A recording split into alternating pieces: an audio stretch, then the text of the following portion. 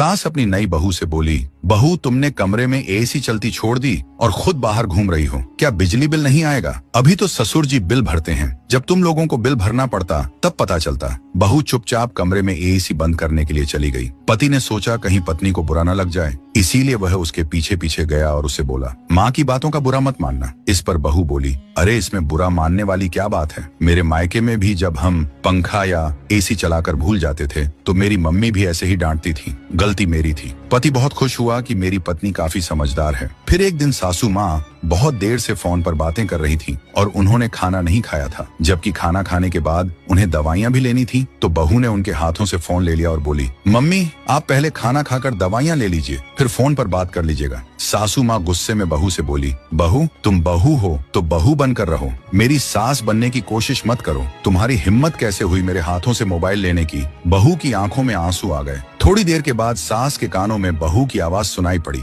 बहू फोन पर अपनी माँ से कह रही थी, माँ मैं तो सासू माँ को आपकी तरह अपनी मम्मी मानती हूँ और उनकी किसी भी बात का बुरा नहीं मानती, लेकिन वो मुझे अपनी बेटी की तरह नहीं मानती। जब मैं आपके हाथों से फोन लेकर खाना खाने के लिए बोलती थी तो आप कितने प्यार से मेरे सिर पर हाथ रखकर कहती थी, मेरा कितना ख्याल रखती है तू। लेकिन जब सासू माँ से मैंने इसी हक से फोन लेकर खाना खाने की बात कही तो उनको बुरा लग गया। मैं तो बस इतना चाहती थी कि वह वक्त पर दवाई ले ले। मम्मी आज मुझे समझ में आ गया, बहू चाहे कितनी भी कोशिश कर ले सास ससुर को माँ बाप मानने की, लेकिन सास ससुर कभी भी बहू को बेटी जैसा प्यार और हक नहीं दे सकते। खैर मम्मी, मैं आगे भी कोशिश करती रहूंगी, लेकिन एक सीमा तक अगर मुझे नहीं अपनाया गया तो फिर मैं भी स्वतंत्र हूँ। अपने फैसले खुद लेने के लिए निष्कर्ष बहू को सम्मान दें, क्योंकि रिश्ते दोनों तरफ से निभाए जाते हैं, एक तरफा रिश्ते बस ढोए जाते हैं।